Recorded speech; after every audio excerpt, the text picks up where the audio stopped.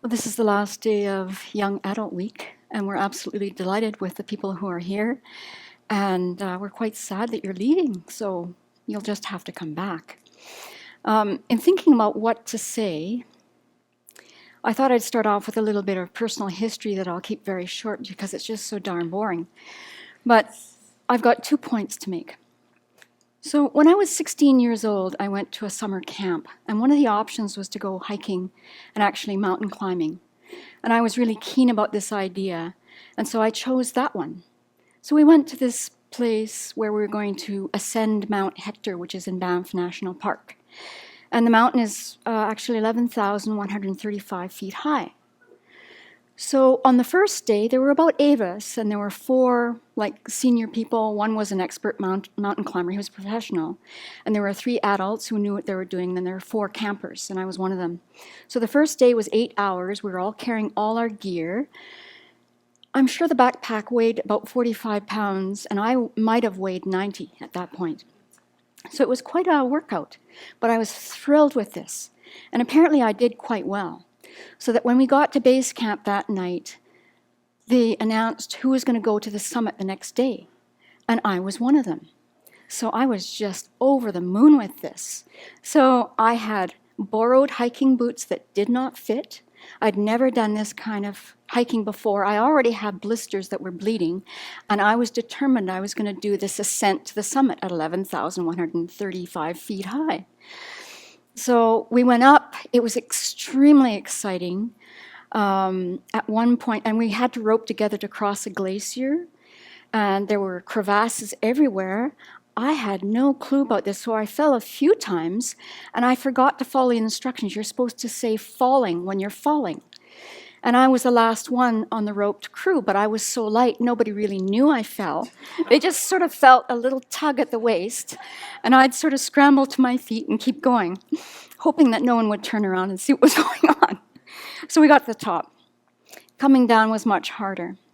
So that was an absolute, it was a feat that sort of carried me for a long, long time. That one event could have easily shaped my life.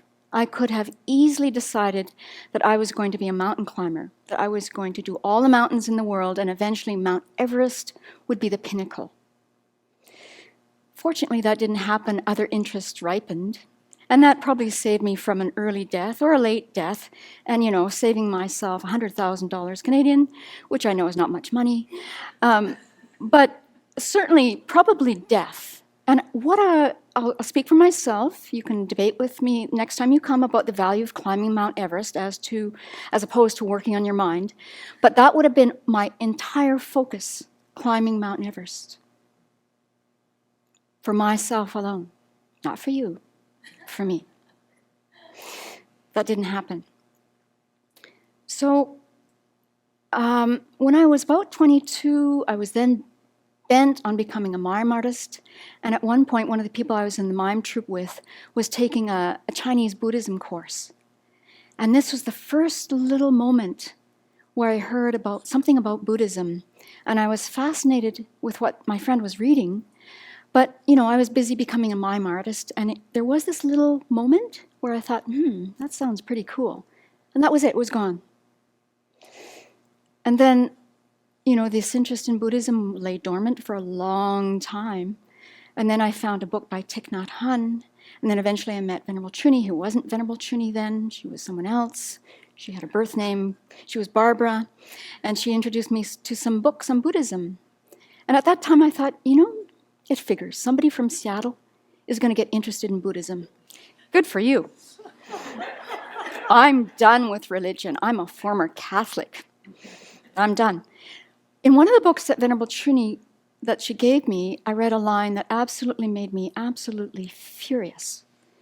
And I think it was one of Venerable Children's books where the line was something about, there's no one to blame. I want to throw that book out the door, right onto the lawn. I thought, what do you mean there's no one to blame? I've been living my life blaming everybody. What am I going to do without that technique? And after I calmed down, it took several months, I continued reading these books on Buddhism, and then I heard more and more. But I didn't actually hear the Dharma until I was in my mid-30s. And that's when Venerable Trini dragged me almost to a Dharma talk that Venerable Children was giving in Seattle. I had been in Cataldo learning Aikido. I thought I'd drive over a 6-hour drive to Seattle and visit my friend. And after 6 hours of driving in the heat, it was August, the only thing I wanted to do was go out for a beautiful Seattle dinner, right? That's what you do in Seattle. You go to a nice restaurant. Instead, I arrive at her house and she says, "Great, you're here. You're just in time. We're going to go to a Dharma talk." And I thought, great. Great. So that, again, was a moment that could have changed everything. I could have insisted that we had gone to a restaurant, although I'm pretty sure you would have said, "Listen, there's food in the fridge. Go have a shower. Lie in the backyard. I'll see you in 2 hours. I'm going to the Dharma talk." That didn't happen. So I went to the Dharma talk, and for the first time in my life, I saw a Western Buddhist nun, and I heard about the kindness of others in a way that I'd never heard before. So that really was the kicker there. And then it took a few more years, for that spark to really ignite. So what's my point? I might not even get to this. You have come here, you're in an age group where I was totally paying attention to this, the 8 worldly concerns. When I was your age, if someone would have asked me, if they would have laid out, "What are these?" And they would have explained them. Okay, these pairs, being thrilled to have money and material things, being miserable when they're lost or taken from us, being absolutely thrilled when we're praised. "Oh, you're the best dishwasher at Sravasti, Abbey." Being really bummed out when we get criticism. That's the messiest dorm I've seen in my life. Being absolutely thrilled with a good reputation. "Oh, you're so good at this. You're so talented at that. You're so intuitive. You know what I'm thinking and you just deliver." What else do I have to say about that? You're Employee of the Month every month. You're the Resident of the Month at the Abbey every month. Or you have the most friends on Facebook. Or you don't. And the last, having sense pleasure deluxe. We spend our lives chasing happiness. And I was convinced that everything came from outside. So, if I saw pleasant things, what's in the bag? If I saw pleasant things, I was happy. This is the most endearing kitty toy in the world. This touches my heart. This is so soft and cute. This kitty toy is insulting even to kitties. It has no integrity to it. Who would chase that? So, being pleased and unhappy. I'm going to date myself, sorry. This is the best chanting CD. It sounds absolutely gorgeous. The chanting on this CD is absolutely repulsive. I used to buy CDs based on the cover. So this one is absolutely going to bring me happiness. No, not going to do it.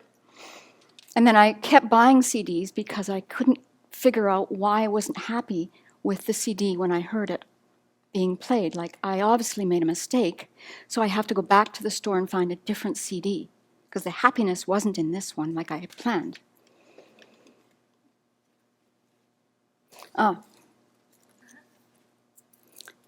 This throat lozenge is far superior to this one.